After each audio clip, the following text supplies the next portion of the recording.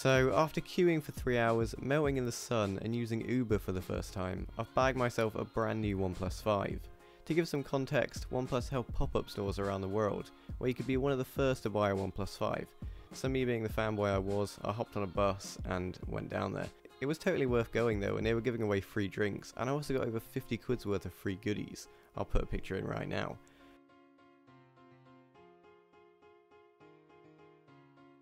But all that aside, let's talk about the device. This is OnePlus's 5th device with flagship specs, and its hardware does most of the speaking. The price has been hiked up a fair bit though, starting at $479 in the US and $449 in the UK. It comes in two models, the slate grey colour with 64GB of storage and 6GB of RAM, or midnight black with 128GB of storage and wait for it, 8GB of RAM. That's right, 8 whole gigs. And now you can finally brag to your friends that you have more RAM in your phone than he does in his laptop. I'll start like every other review I do, looking at the design and build quality. Now I'll clear it up straight away, there's no hiding that this phone looks like an iPhone 7 Plus, mainly down to it having the dual cameras in the same spot. I personally don't mind though, and it looks and feels great in the hand. It also is slightly slimmer than an iPhone, measuring in at 7.25mm. One side you will find the sleep wake button, as well as a SIM tray that supports 2 SIMs. And the other side features the volume rocker along with an alert slider that I really wish more phones had. The bottom just consists of a speaker and a USB Type-C port that supports dash charge.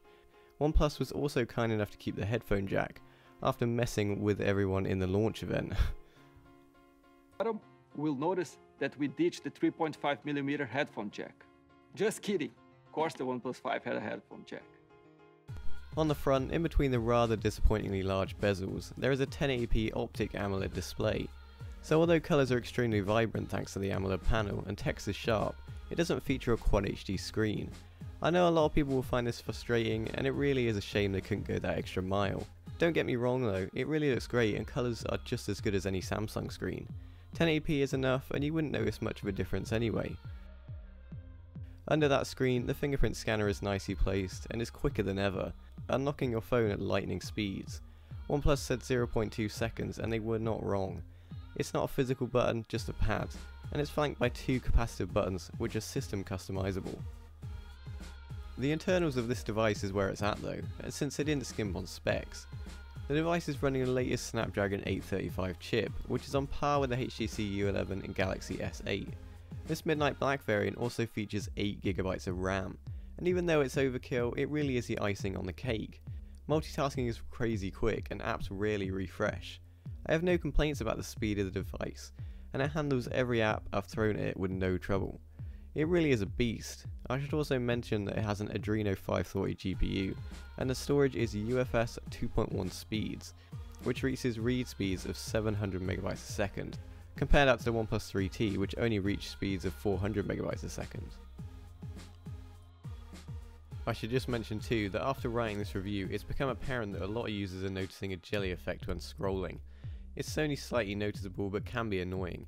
OnePlus said the feature is normal, but it could just be them just hiding the fact that the screen is mounted upside down. Not really sure, but there's no fix confirmed as of yet, and there might not even be one, so do be warned if you're thinking about picking up this device.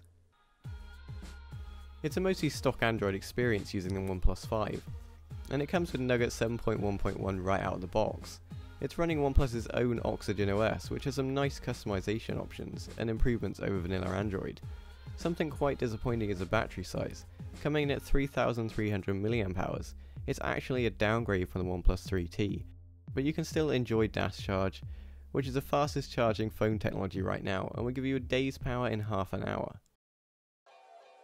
The selling point of this phone though is the camera, and OnePlus are really pushing it. The first camera on the back is rated for 16 megapixels with an f1.7 aperture. And the second camera is a 1.6x telephoto lens at 20 megapixels with a smaller f2.7 aperture. If you're familiar with the iPhone 7 Plus's feature of zooming in 2 times, then it's the same here. The camera app looks very much like an iPhone interface, and as well as a 2x zoom option, you also have an option to use the portrait mode. Portrait mode just gives a DSLR-like depth effect and blurs the background behind the subject. It works very well on the OnePlus 5, but can be slightly noticeable on the edges that a fake effect has been applied. This should be improved with software updates down the line however. going back to the zoom feature, that also works nicely and gives you a little bit more focal length to use. The shots are just as crisp and the quality is great on both lenses. However, due to the smaller aperture on the second lens, you do need to be in very good light for the optical zoom to kick in, and it really does a nice job at removing noise. Video quality is nothing crazy, but good enough with 4K being supported, although lacks optical image stabilization, so you'll have to settle with the electronic stabilization, which quite frankly is terrible when recording in 4K. The front camera has 16 megapixels and it takes great photos. Low light photos are also some of the best any phone can take, being better than the S8 and iPhone in my opinion. The front camera stabilization is also very effective, but sadly crops the shot somewhat. So that's about it. OnePlus have succeeded to satisfy another wave of customers, but maybe not as well as they could have done. The Galaxy S7 is a real competitor price-wise right now, and since the OnePlus 5 is lacking water resistance and expandable storage, it's really hard to recommend. That voice crack though. It seems OnePlus is slowly hiking their prices, and have disappointed a lot of their trusty fans with their antics. But OnePlus have still managed to just about make it a much better deal than the likes of the Galaxy S8, iPhone 7 Plus, HTC U11 and the Pixel XL. So that's really it guys, thank you so much for sticking with the channel and watching this video. I know it's been a while, it's been like a month now, I'm really sorry, I've been doing exams and that kind of stuff, so wish me luck for that. But I've actually finished them now, so I'll get back to making videos and hopefully you guys enjoy them. Leave a like if you did enjoy this one, if you're thinking of picking one up or you've got some opinions down below, leave them in the comments. Subscribe if you want to see more videos, and I really appreciate it guys. More videos on the way hopefully, and thanks for watching.